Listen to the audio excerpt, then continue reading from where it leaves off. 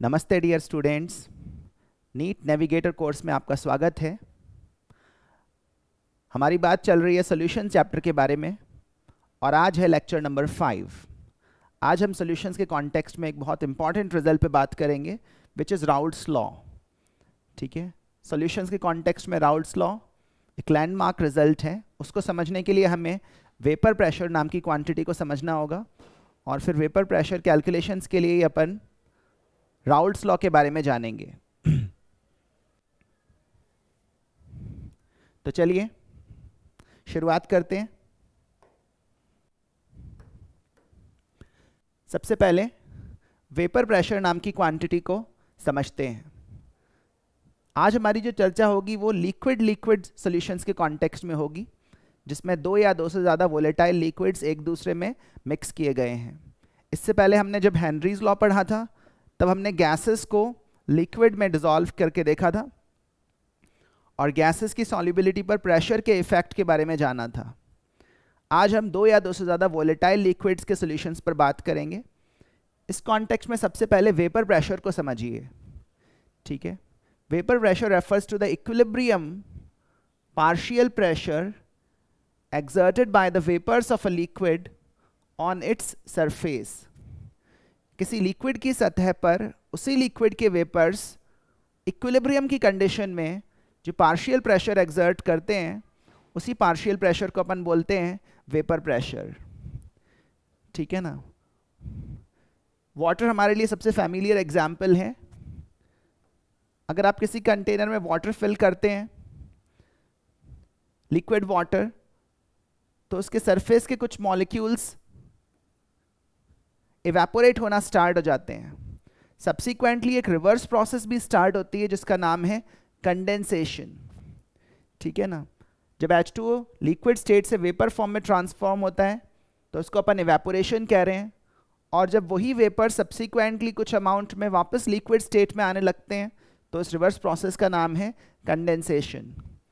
और अल्टीमेटली हर सिस्टम की तरह ये सिस्टम भी एक इक्विलिब्रियम स्टेट एक्वायर करता है जहाँ पर number of water molecules evaporating per unit time becomes equal to number of water molecules condensing per unit time। और इस तरह से एक क्लोज्ड वैसल में लिक्विड और वेपर्स के बीच में एक डायनेमिक इक्विलिब्रियम स्टैब्लिश हो जाता है। और इस प्रकार का इक्विलिब्रियम जब भी स्टैब्लिश होगा तो ऊपर जो वेपर्स हैं उनके द्वारा जो प्रेशर लगाया जा रहा होगा इसी इक्विलिब्रियम कंडीशन में, उसी को अपन बोलेंगे वेपर प्रेशर। ठीक है। तो लिक्विड मॉलिक्यूल्स का सरफेस से एस्केप करके गैशियस स्टेट में ट्रांसफर होना एवेपोरेशन है। कन्वर्सली गैशियस स्टेट के मॉलिक्यूल्स का लिक्विड सरफेस पे टकरा के वापस लिक्विड फेज में आ जाना कंडेंसेशन है। ठीक है। और इस सिस्टम में जब इक्विलिब्रियम एस्टैब्लिश होता है तो वो एक डायनेमिक इक्विलिब्रियम है जिसमें दो प्रोसेसेस हो रही हैं पर कोई नेट चेंज नहीं आ रहा। ना तो number of water molecules in liquid phase बदल रहे हैं, ना ही number of water molecules in gaseous phase बदल रहा है। इस तरह का डायनेमिक इक्विलिब्रियम जब एस्टैब्लिश हो जाता है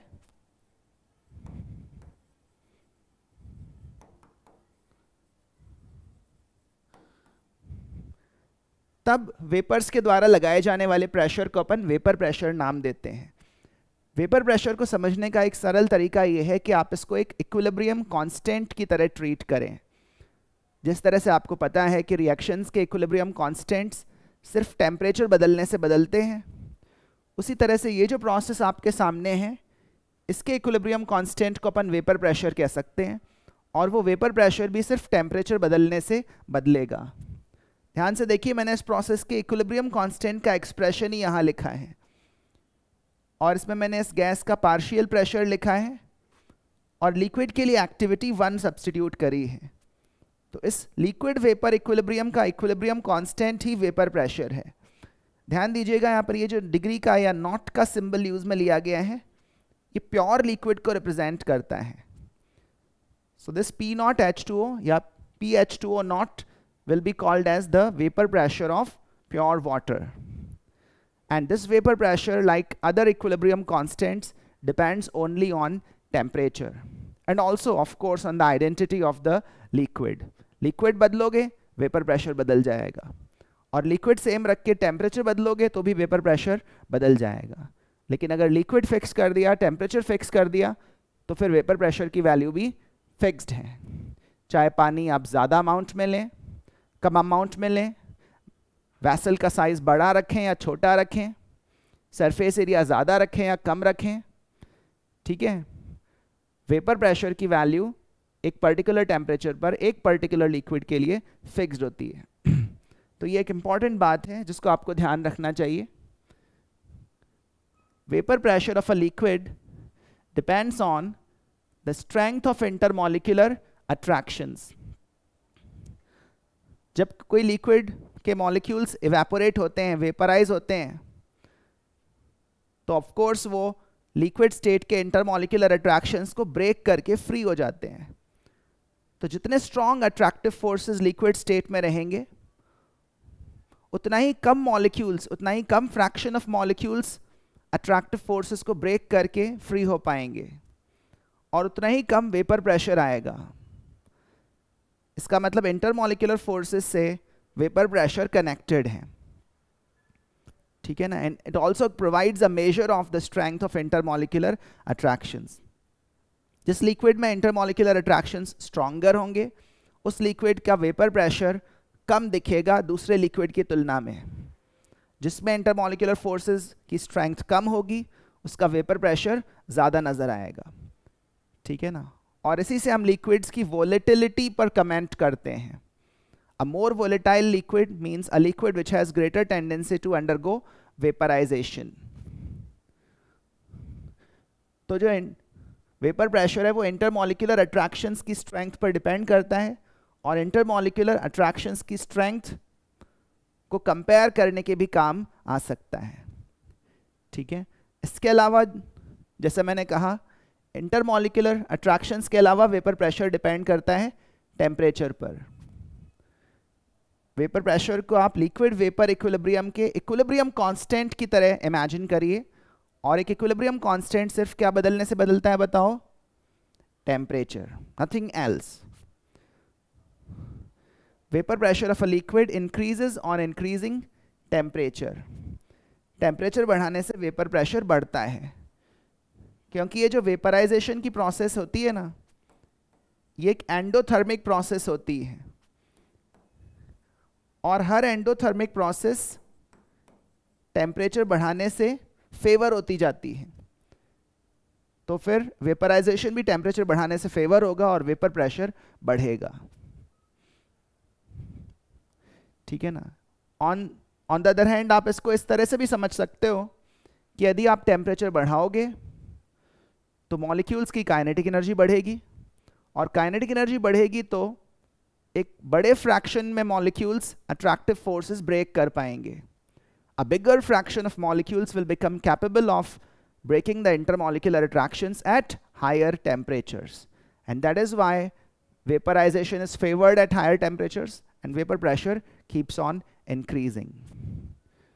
जैसे मैंने ऊपर भी कहा, vapor pressure of a liquid gives a direct measure of the strength of intermolecular attractions in that liquid. Molecule to molecule जो attractions हैं उनकी strength वेपर प्रेशर में रिफ्लेक्ट होती है कुछ इस तरह से। Higher vapour pressure implies weaker intermolecular attractions.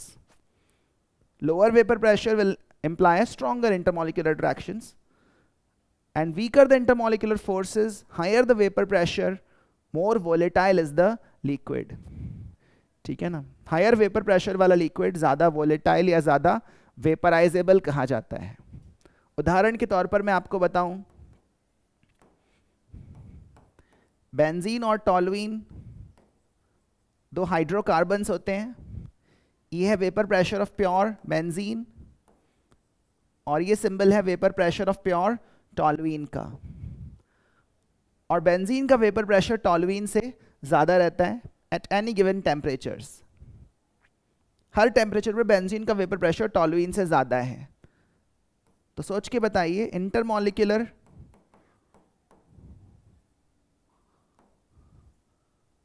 Forces या इंटरमॉलिक्यूलर अट्रैक्शंस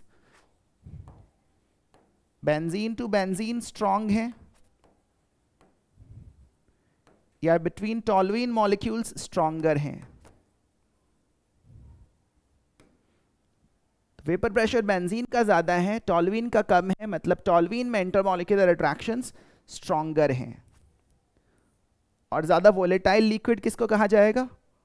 ऑफ कोर्स उसी को जिसका वेपर प्रेशर ज़्यादा आया है। सो benzene is a more volatile liquid.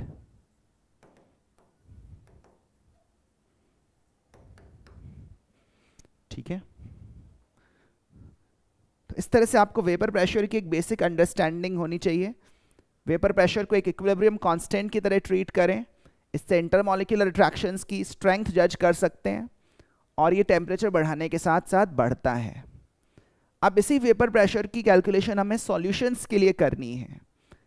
अभी तक तो मैं प्योर लिक्विड्स की बात कर रहा था, लेकिन जब लिक्विड लिक्विड मिक्सचर्स बनेंगे तो सभी कंपोनेंट्स वेपराइज होंगे।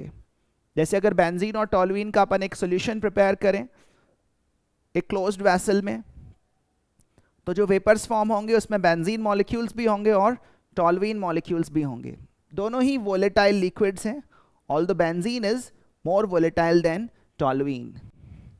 तो इस तरह के सॉल्यूशंस का वेपर प्रेशर क्या आएगा, ये कैलकुलेट करने के लिए काम आती है Raoult's law. Raoult's law is used to calculate the vapor pressure of liquid solutions. हालांकि ये तब भी एप्लीकेबल है जब कोई कंपोनेंट नॉन वोलेटाइल हो, लेकिन अभी अपन ये मान के चल रहे हैं इनिशियल डिस्कशन में कि सभी कंपोनेंट्स वोलेटाइल लिक्विड्स हैं। ठीक है, राउल्ट्स लॉ सॉल्यूशंस के कॉन्टेक्स्ट में एक आइडियलिस्टिक रिजल्ट माना जाता है, इसीलिए राउल्ट्स लॉ जिन सॉल्यूशंस पे एप्लीकेबल हो जाता है, या ये कहूँ कि जो सॉल्यूशंस राउल्ट्स लॉ फॉलो करते हैं वो सॉल्यूशंस आइडियल सॉल्यूशंस कहे जाते हैं, और जिन सॉल्यूशंस का वेपर प्रेशर राउल्ट्स लॉ की कैलकुलेशन से मैच नहीं करता है, जो राउल्ट्स लॉ की कैलकुलेशंस से डिविएट करते हैं, ऐसे सॉल्यूशंस ऑब्वियसली नॉन आइडियल कहे जाते हैं। चलिए जानते हैं राउल्ट्स लॉ एग्जैक्टली क्या कह रहा है। फॉर अ मिक्सचर ऑफ 2 और मोर वोलेटाइल लिक्विड्स, कितने कंपोनेंट का मिक्सचर होगा उस पर कोई लिमिट नहीं लगाई गई है, कम से कम 2 कंपोनेंट्स तो होंगे ही, ऊपर से कितने भी हों Raoult's law can be applied. For a mixture of 2 और more volatile liquids the partial vapour pressure of each component, अब जो भी कंपोनेंट्स हैं सॉल्यूशन में वो सब वेपराइज हो रहे हैं, सबके अपने अपने कॉन्ट्रीब्यूशंस आ रहे हैं टोटल वेपर प्रेशर में। सॉल्यूशन के टोटल वेपर प्रेशर में हर कंपोनेंट का कंट्रीब्यूशन है, और उस कंट्रीब्यूशन को अपन कह रहे हैं partial vapour pressure. The partial vapour pressure of each component is directly proportional to the mole fraction of the component in solution. जो भी कंपोनेंट का पार्शियल वेपर प्रेशर आएगा वो प्रोपोर्शनल रहेगा सॉल्यूशन में उसके मोल फ्रैक्शन के। अगर उस पर्टिकुलर कंपोनेंट का मोल फ्रैक्शन डबल कर दिया जाएगा सॉल्यूशन में, तो उसका पार्शियल वेपर प्रेशर भी डबल हो जाएगा। अगर उसका मोल फ्रैक्शन सपोज 5 टाइम्स बढ़ा दिया जाएगा, तो उसका पार्शियल वेपर प्रेशर भी 5 टाइम्स बढ़ जाएगा। मतलब उसका partial vapour pressure linearly change होगा उसके मोल फ्रैक्शन के अकॉर्डिंग। इस तरह की बात कही गई है राउल्ट्स लॉ में। Partial vapour pressure of any component A will be proportional to the mole fraction of that component in solution. ये जो काई A है ये मोल फ्रैक्शन का सिंबल है। इसी तरह से कंपोनेंट B कंपोनेंट C के लिए भी लिख सकते हैं। जैसा मैंने कहा राउल्ट्स लॉ तब भी एप्लीकेबल है जब कोई 1-2 कंपोनेंट्स, कुछ कंपोनेंट्स नॉन वोलेटाइल हों, लेकिन अभी हम ये मान के चल रहे हैं कि सारे कंपोनेंट्स वोलेटाइल हैं। हमारे सिलेबस में फोकस किया गया है बाइनरी सॉल्यूशंस पर। बाइनरी सॉल्यूशंस मतलब 2 कंपोनेंट सॉल्यूशंस, जो 2 लिक्विड्स के मिक्सचर्स हों वो बाइनरी सॉल्यूशंस हैं। Consider a binary solution of volatile liquids A and B, 2 volatile liquids. फिर हमने कुछ सिंबल्स डिफाइन कर दिए हैं। let PA naught and PB naught be the vapor pressures of pure liquids A and B respectively. ध्यान रखना ये जो नॉट वाला सिंबल होगा ना, ये हमेशा प्योर लिक्विड्स के लिए यूज़ में आएगा, और जब भी नॉट या डिग्री का सिंबल नहीं लगा हुआ है तो आप समझ जाइए कि ये प्योर सब्सटेंस नहीं है, ये सोल्यूशन है। जैसे मैंने यहाँ पर PA लिखा था और यहाँ पर PA नॉट, तो ये partial vapour pressure of A है सोल्यूशन में, और ये है vapour pressure of pure liquid A। ठीक है ना, तो इस सिंबल पे ध्यान दीजिएगा थोड़ा सा। आगे की एनालिसिस के लिए मैं ये भी मान रहा हूँ कि PA not is less than PB not. देखो दोनों में से कोई ना कोई तो ग्रेटर होगा ही, किसी को स्मॉलर होना ही है, इसमें बुरा मानने वाली कोई बात नहीं है। तो हमने बस एनालिसिस के लिए अज्यूम कर लिया है कि PA not is less than PB not. मतलब ज़्यादा वोलेटाइल किसको माना है? B को। B is more volatile than liquid A। In other words हम ये भी कह रहे हैं कि B लिक्विड में इंटरमॉलिक्यूलर फोर्सेस वीकर थे as compared to the liquid A। फिर और कुछ सिंबल्स भी देख लीजिए, ये काई A काई B, इसको अपन सरल रखने के लिए XA XB बोल दिया करेंगे। Suppose these are the mole fractions of A and B in solution phase. Solution के अंदर A और B के mole fractions chi A chi B, और वेपर फेज में भी A और B प्रेजेंट हैं। वेपर फेज में भी A और B के मोल फ्रैक्शंस हैं, उनके लिए अपन ने सिंबल यूज करा है YA एंड YB। इस सिचुएशन को इस पिक्चर के थ्रू समझ लीजिए। ये नीचे सोल्यूशन फेज है, सोल्यूशन फेज में A और B के mole fractions chi A chi B, और ये ऊपर वेपर फेज है, वेपर फेज में भी A और B मॉलिक्यूल्स हैं और इनके मोल फ्रैक्शंस हैं YA YB। सिर्फ ये दो ही कंपोनेंट्स हैं, सोल्यूशन में भी और वेपर फेज में भी। इस वजह से इनके मोल फ्रैक्शंस का सम 1 रहेगा। XA प्लस XB भी 1 है, YA plus YB is also 1। ये तो आप आसानी से समझते हैं, सभी कंपोनेंट्स के मोल फ्रैक्शंस का सम 1 रहता है। चलिए अब कुछ फॉर्मूलाज। तो राउल्ट्स लॉ जो कह रहा है, राउल्ट्स लॉ के according partial pressure of A will be proportional to mole fraction of A in solution, partial pressure of B will be proportional to mole fraction of B in solution। फिर इन partial pressures को मैंने, मतलब इन प्रोपोर्शनैलिटीज को मैंने equation में बदला और लगाए कांस्टेंट ऑफ प्रोपोर्शनैलिटीज। प्रोपोर्शनैलिटीज को इक्वेशन में बदलते हैं तो क्या लगाने पड़ते हैं? Constant of proportionalities. अब ये C1 और C2 अपन फाइंड करना चाह रहे हैं। C1 और C2 फाइंड करने के लिए मैं कुछ स्पेशल केसेस में ये इक्वेशन अप्लाई करके देख रहा हूं। उदाहरण के तौर पर अगर मैं एक एक्सट्रीम केस के बारे में सोचूं जिसमें मेरे पास सिर्फ A है, प्योर A, नो B, तो ऐसे सिचुएशन में मोल फ्रैक्शन ऑफ A हो जाएगा 1 और PA बराबर आना चाहिए PA नॉट के। जब मोल फ्रैक्शन ऑफ A 1 हो जाए तो PA की वैल्यू PA नॉट के बराबर आ जानी चाहिए। इसको 1 रखें तो ये PA नॉट आना चाहिए। ऐसा तभी आ सकता है जब C1 की वैल्यू PA नॉट हो, जब C1 की खुद की वैल्यू क्या हो? PA not. और सिमिलरिटी से हम कह सकते हैं अगर C1 की वैल्यू PA नॉट आई है तो C2 की वैल्यू क्या आनी चाहिए? PB not. C2 की वैल्यू आएगी PB नॉट। तो इस तरह से राउल्ट्स लॉ अप्लाई करते हुए partial vapour pressure of A and partial vapour pressure of B के एक्सप्रेशंस बन गए XA PA not and XB PB not. एक थर्ड कंपोनेंट C होता तो आगे स्ट्रेच करके लिख सकते हैं PC is equal to XC PC not. तो यहां पर ऑब्जर्व करिए कि जो पार्शियल वेपर प्रेशर आया है किसी भी कंपोनेंट का वो दो टर्म से मिलकर बना है, एक तो है मोल फ्रैक्शन और एक है पी नॉट वैल्यू। मतलब किसी भी कंपोनेंट का जो पार्शियल वेपर प्रेशर है उसके मोल फ्रैक्शन के अलावा उसकी पी नॉट वैल्यू पर भी डिपेंडेंट है, मतलब उसकी नेचुरल वोलेटिलिटी पर डिपेंडेंट है। ठीक है ना।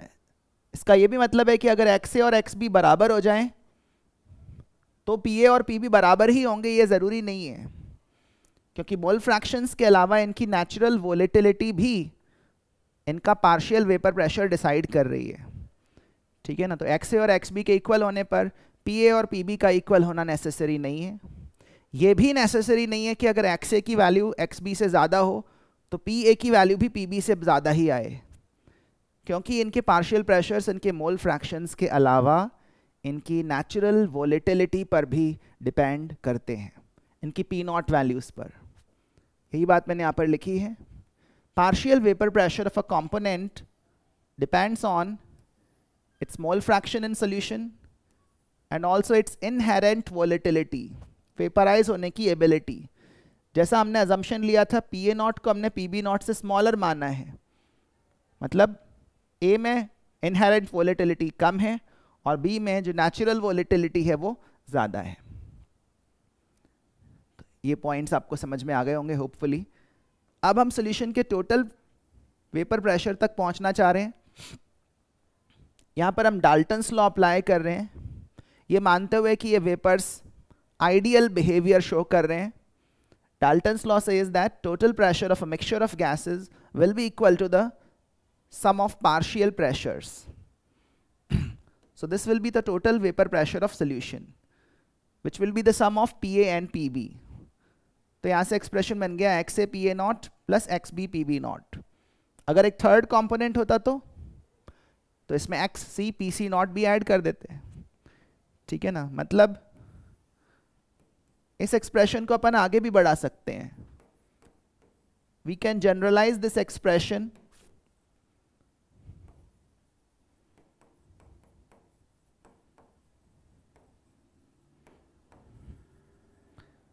For N n component solution।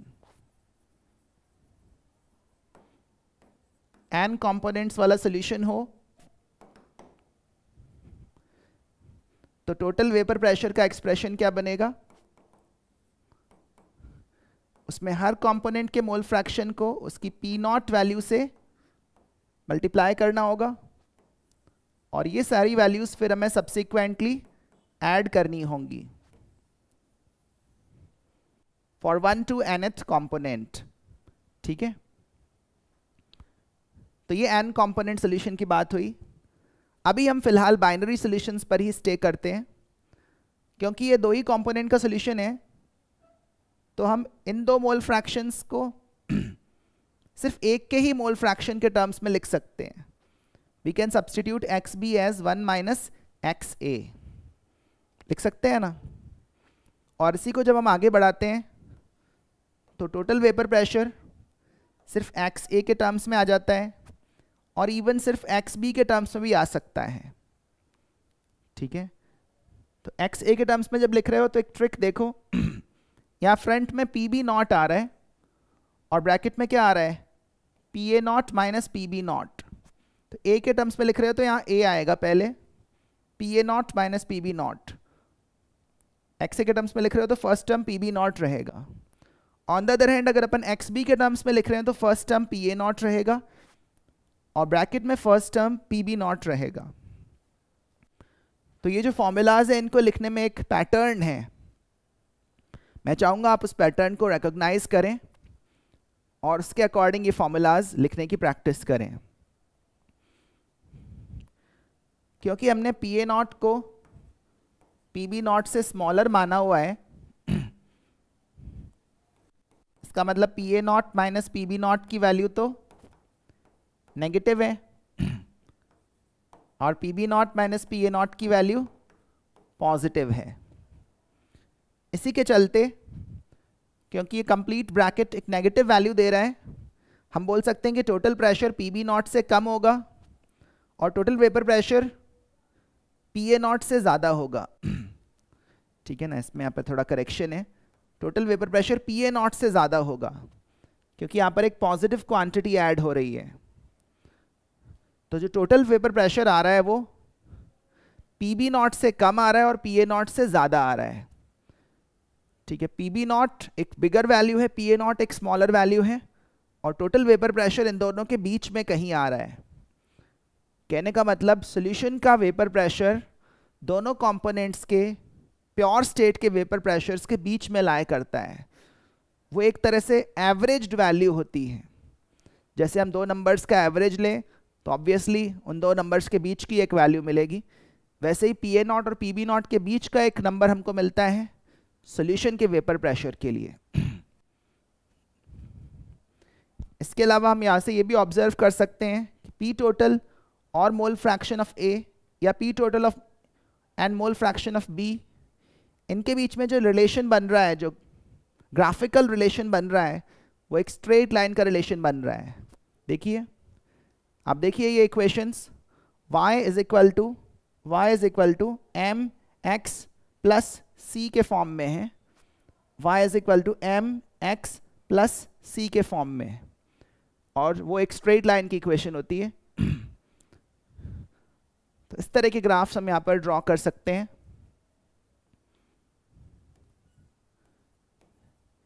In a binary solution,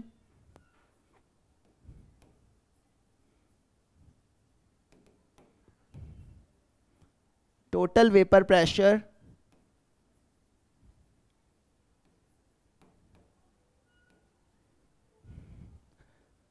varies linearly. In a binary solution, total vapor pressure varies linearly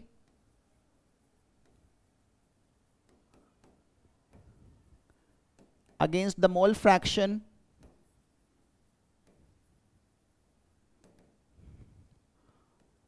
of either component in solution.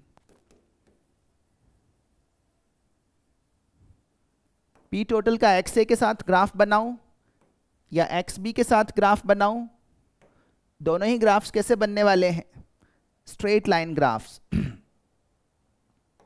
Let's try to draw those graphs. Vapour pressure versus composition के graphs बना के देखते हैं। ये graphs दो limits के बीच में ही बनेंगे। ठीक है ना, दो लिमिट्स के बीच में बनेंगे क्योंकि मोल फ्रैक्शन 0 और 1 के बीच में ही लाई करता है। ठीक है ना,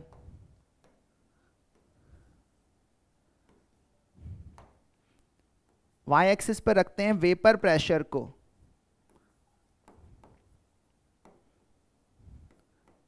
और x एक्सिस पर है मोल फ्रैक्शन।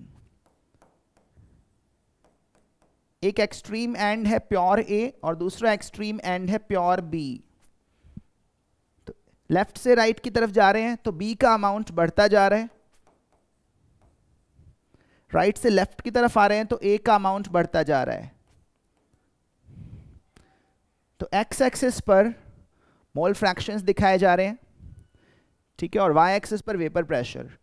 प्योर A वाले एंड पर मोल फ्रैक्शन ऑफ A 1 है and mole fraction of B 0। और यहां पर obviously mole fraction of A 0 है and mole fraction of B is 1।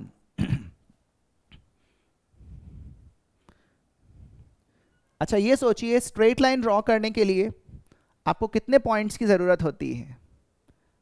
Straight line को श्योरिटी के साथ ड्रॉ करने के लिए हमें बस 2 पॉइंट्स पता होने चाहिए स्ट्रेट लाइन पे। अगर हमें स्ट्रेट लाइन पे 2 पॉइंट श्योरिटी से पता है तो हम स्ट्रेट लाइन ड्रॉ कर सकते हैं। और इस स्ट्रेट लाइन पे जो टोटल प्रेशर वाली स्ट्रेट लाइन है उस पे 2 पॉइंट्स डेफिनेटली आने वाले हैं, एक PA नॉट और एक PB नॉट।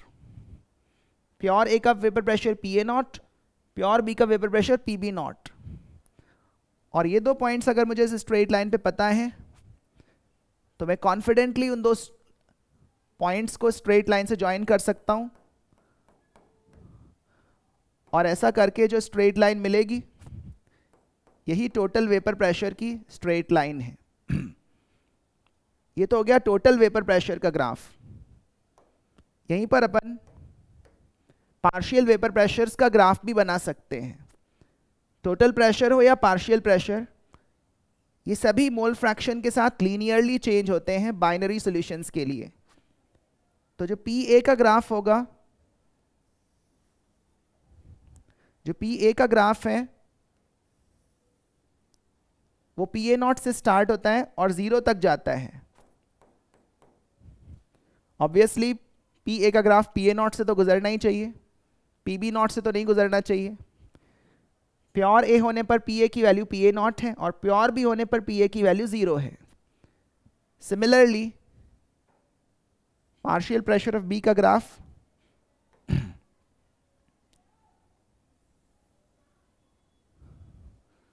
जीरो से स्टार्ट होकर PB नॉट तक जाएगा। तो ये सभी ग्राफ्स स्ट्रेट लाइन ग्राफ्स हैं। Total pressure and partial vapour pressures, ये लीनियर ग्राफ्स बनते हैं in an ideal solution which obeys Raoult's law.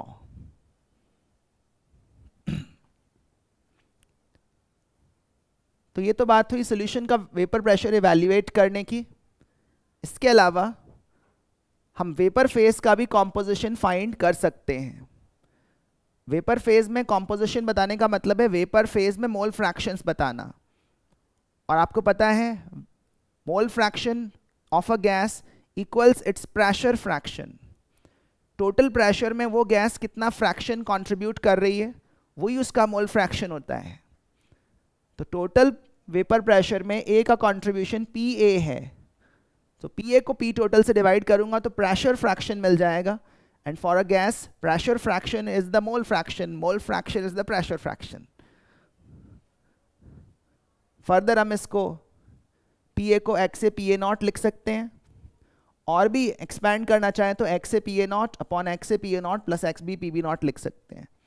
Similarly YB के लिए लिख सकते हैं PB अपॉन P टोटल या XB PB not upon P total.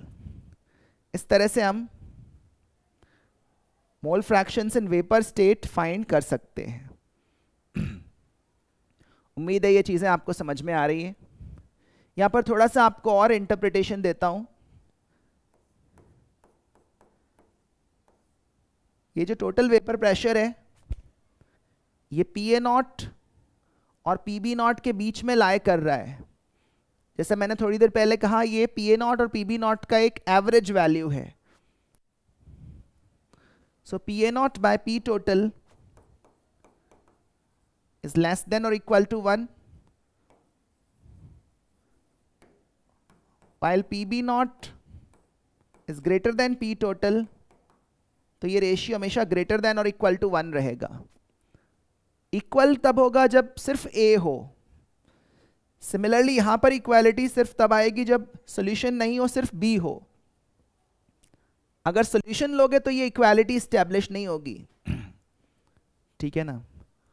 और अगर हम यहां से देखें PA nought by P total यहां भी दिख रहा है। PA nought by P total if it is less than 1 it means YA is less than XA.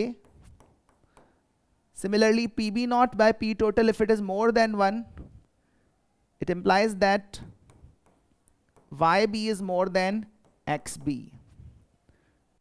तो वेपर फेज के मोल फ्रैक्शन सॉल्यूशन फेज के मोल फ्रैक्शन से अलग हैं। ऑब्जर्व करिए कि A का मोल फ्रैक्शन वेपर फेज में कम हो गया है सॉल्यूशन के मुकाबले। ऑब्जर्व ये भी करिए कि B का मोल फ्रैक्शन वेपर फेज में जाके बढ़ गया है सॉल्यूशन फेज के मुकाबले। और इसके पीछे का कारण ये है कि B ज़्यादा वोलेटाइल है A के कंपैरिजन में। तो B ने एक तरह से वेपराइज होने के मौके का बेहतर इस्तेमाल किया है और इस वजह से B का मोल फ्रैक्शन वेपर फेज में बढ़ा है as compared to as compared to its own mole fraction in the solution. B का मोल फ्रैक्शन वेपर फेज में ज्यादा है as compared to the mole fraction of B in solution. एक और important useful result पे बात कर लेते हैं। देखिए XA और XB का सम 1 है और प्रीवियस स्लाइड से अगर मैं XA की वैल्यू निकालूं तो वो आती है YA times P total upon PA not. Similarly यहाँ से XB की वैल्यू निकालूं तो आती है YB times P total upon PB not. और यही वैल्यूज मैं यहाँ पर सब्स्टिट्यूट कर रहा हूँ। ठीक है, सब्स्टिट्यूट करने के बाद अगले स्टेप में ये फॉर्मूला बन जाता है 1 by P total equals Y A by P A nought plus Y B by P B nought. तो ये फॉर्मूला तब यूज में आ सकता है जब वेपर फेज का मोल फ्रैक्शन गिवन हो और उससे टोटल वेपर प्रेशर फाइंड करना हो। अगर एन कंपोनेंट सोल्यूशन होगा तो हम इसको इस तरह से स्ट्रेच कर सकते हैं, या फिर ऐसे लिख सकते हैं 1 by P total is equal to summation Y I upon P I nought for all the components from 1 to n। okay, तो ये हुए कुछ formulas and now some applications। ये questions मैं करूँगा, आप भी वीडियो पॉज करके अटैम्प्ट करिए, अपने अटैम्प्ट को मेरे अटैम्प्ट से कंपेयर करिए, देखिए आप कितने बेहतर वे में सॉल्व कर पाए हैं, आंसर्स भी चेक करिए। चलिए आते हैं इस क्वेश्चन पर। वेपर प्रेशर दिए गए हैं प्योर क्लोरोफॉर्म और डाइक्लोरोमीथेन के एक पर्टिकुलर टेम्परेचर पर 200 mmHg एंड 415 mmHg। ऑब्जर्व करिए किसका वेपर प्रेशर ज़्यादा है, डाइक्लोरोमीथेन का ज़्यादा है, तो ज़्यादा वोलेटाइल लिक्विड भी डाइक्लोरोमीथेन को कहा जाएगा, जबकि इंटरमॉलिक्यूलर अट्रैक्शंस की स्ट्रेंथ क्लोरोफॉर्म लिक्विड में ज़्यादा कही जाएगी। एनीवेज, अब हमने एक सोल्यूशन बनाया है जिसमें ये मासेस प्रेजेंट हैं 29.9 ग्राम क्लोरोफॉर्म एंड 42.5 ग्राम डाइक्लोरोमीथेन, और इस सोल्यूशन का हमें वेपर प्रेशर फाइंड करना है और क्या फाइंड करना है, mole fraction of each component in the vapour phase. तो चलिए let's come straight to the point. पहले स्टेप्स सोचते हैं, हमें मासेस गिवन हैं तो नेचुरल है कि हम पहले इनको मोल्स में बदलें, मोल्स आ जाएंगे तो फिर हम उनको मोल फ्रैक्शंस में बदलेंगे, मोल फ्रैक्शंस आ जाएंगे तो फिर हम राउल्ट्स लॉ अप्लाई करेंगे, पी नॉट वैल्यूज हमारे सामने हैं, हम पी टोटल तक पहुंच जाएंगे, और पी टोटल तक पहुंच गए तो partial pressure upon total pressure करके मोल फ्रैक्शंस भी फाइंड कर लेंगे वेपर फेज के। चलिए, मोल्स ऑफ क्लोरोफॉर्म, ये सारी वर्किंग में कर रहा हूं सॉल्यूशन के लिए, लिक्विड फेज के लिए। Mass upon molar mass, chloroform का मोलर मास फाइंड करके देखेंगे आप तो अराउंड 119.5 ग्राम्स पर मोल आएगा। 29.9 और 119.5, अगर आप नंबर्स को थोड़ा ध्यान से देखेंगे तो न्यूमरेटर 30 के क्लोज है और डिनोमिनेटर 120 के क्लोज है, सो ये बेसिकली 1/4 आने वाला है, approximately 0.25 moles. Similarly moles of dichloromethane find करते हैं। ध्यान रखना क्लोरीन का एटॉमिक मास 35.5 AMU यूज में लेना है। कंपाउंड का मोलर मास आ जाएगा 85 ग्राम्स पर मोल। डिवीजन करने पर डाइक्लोरोमीथेन के मोल्स आ रहे हैं 0.5, मतलब हाफ मोल्स। मोल्स अपने आप में फ्रैक्शनल वैल्यूज हैं, पर ये मोल फ्रैक्शंस नहीं है। मोल्स फ्रैक्शनल हैं but these are not mole fractions. Mole fractions तब मिलेंगे जब हम इन मोल्स को ऐड करेंगे और इंडिविजुअल मोल्स को टोटल मोल्स से डिवाइड करेंगे। So mole fraction of chloroform in solution would be equal to moles of chloroform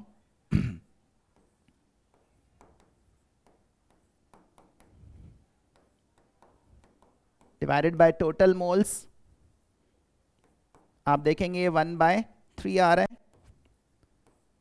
और डाइक्लोरोमीथेन का मोल फ्रैक्शन ऑब्वियसली 1 में से सब्ट्रैक्ट करने पर आएगा 2/3। तो ये सॉल्यूशन फेज के मोल फ्रैक्शंस हो गए। Now we are in a position to apply the Raoult's law.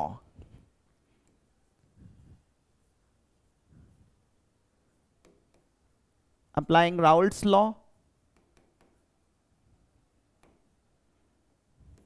हमें मिल जाएगा total vapour pressure mole fractions into P nought values, mole fraction into P nought value, दोनों के लिए। ये फर्स्ट वाला टर्म क्लोरोफॉर्म का पार्शियल प्रेशर है। तो देखते हैं क्लोरोफॉर्म के लिए मोल फ्रैक्शन 1/3 है और पी नॉट वैल्यू 200 है। 1/3 इंटू 200। दूसरे कंपोनेंट के लिए ऑब्वियसली 2/3 मोल फ्रैक्शन है और इसका पी नॉट वैल्यू 415 है। 415 mmHg। ध्यान दीजिएगा ये जो वैल्यू आ रही है ये partial vapour pressure of chloroform है और ये है partial vapour pressure of dichloromethane. इनको यदि अपन कंबाइन कर दें तो ये 1030/3 mmHg आ रहा है। इसको सिंप्लीफाई करूं तो अराउंड 343 millimeters of mercury आ रहा है। So this is the total vapor pressure. Now for the vapor phase, हमें मोल फ्रैक्शंस फाइंड करने हैं, जो कि एक आसान काम है। जैसा मैंने थोड़ी देर पहले कहा था, पार्शियल प्रेशर को टोटल वेपर प्रेशर से डिवाइड करें। 200/3 ये क्लोरोफॉर्म का कंट्रीब्यूशन है। इसको 1030/3 से डिवाइड करें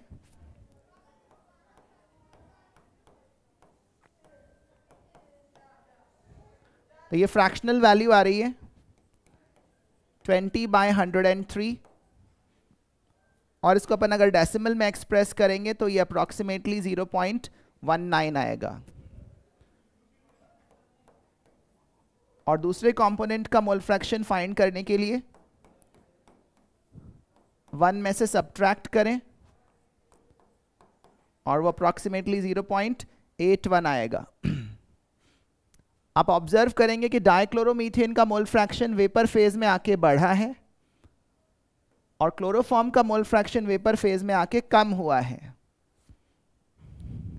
इसका कारण यही कि डाइक्लोरोमीथेन ज़्यादा वोलेटाइल था तो वो वेपर फेज में अपना मोल फ्रैक्शन बढ़ा पाया।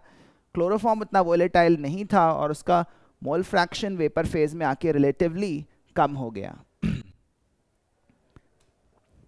चलिए और कुछ क्वेश्चंस। यहाँ पर फिर से एक बाइनरी सॉल्यूशन है। वेपर प्रेशर्स गिवन है प्योर लिक्विड्स के, ठीक है, और टोटल प्रेशर भी गिवन है एक पर्टिकुलर सॉल्यूशन का, और आपको निकालनी है कॉम्पोजिशन। कॉम्पोजिशन का मतलब मोल फ्रैक्शंस निकालने हैं, लिक्विड मिक्सचर के भी और वेपर फेज के भी, मतलब XAXB भी निकालना है और YAYB भी। तो चलिए लग जाते हैं काम पर। सिंपल फॉर्मूला बेस्ड क्वेश्चन है। देखिए मैंने आपको टोटल वेपर प्रेशर किसी एक ही कंपोनेंट के टर्म्स में लिखना सिखाया था, याद आता है आपको? सपोज अगर मुझे XA के टर्म्स में लिखना है तो देखो कैसे लिखेंगे। XA के टर्म्स में लिखना है तो फर्स्ट टर्म लिखो PB0, फिर ब्रैकेट में फर्स्ट टर्म लिखो PA0 minus PB0 times XA। ये आ गया वो लीनियर रिलेशन P टोटल और मोल फ्रैक्शन के बीच में। बस इसमें हम नंबर सब्स्टिट्यूट कर देंगे। Total vapour pressure is given to be 600 mmHg, PB0 is 700 mmHg, PA0 is 450 millimeters of mercury,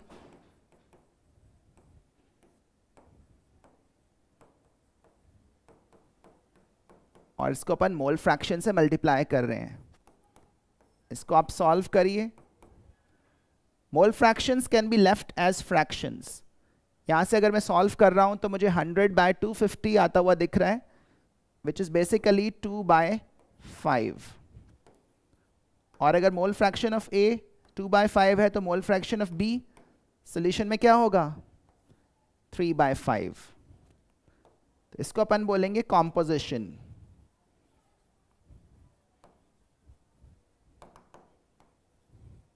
composition of liquid mixture. ये एनसीईआरटी टेक्स्ट बुक से लिया गया क्वेश्चन है, सिंपल कंसेप्चुअल प्रॉब्लम। और अब मुझे निकालना है वेपर फेज का कॉम्पोजिशन। इसके लिए भी अपने पास फॉर्मूलाज हैं, याद करिए। YA = XA PA0/P total. I have all the numbers to substitute over here. XA की वैल्यू 2/5, PA0 की वैल्यू 450 है, और टोटल प्रेशर 600 है। इसको सिंप्लीफाई करके देखिए। 3/4, दिस इज 3/4 बेसिकली। तो ये 6/20 या 3/10 हो रहा है। 0.3, ठीक है ना। और अगर A का मोल फ्रैक्शन 0.3 है तो B का कितना हो जाएगा? ऑब्वियसली 0.7। तो ये आ गए YA और YB, और इसी को अपन बोलेंगे कॉम्पोजिशन ऑफ वेपर फेज।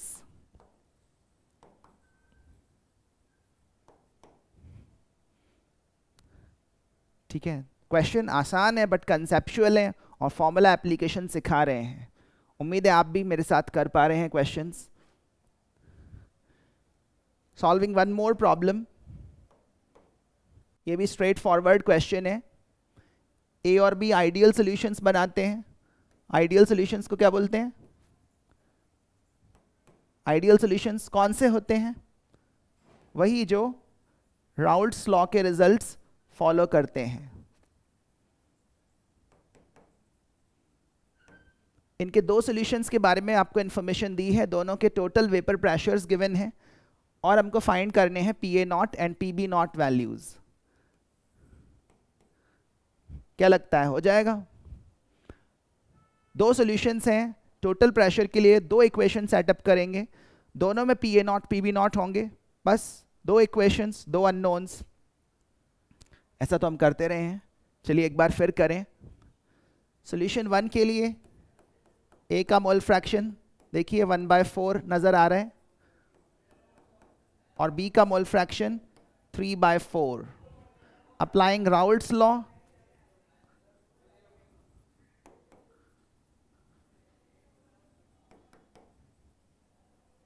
क्या इक्वेशन बनती है? 1/4 of PA0 plus 3/4 of PB0 must be equal to the total vapor pressure, which is 55 kilopascals. तो यहां से PA0 और PB0 के टर्म्स में एक इक्वेशन बन गई।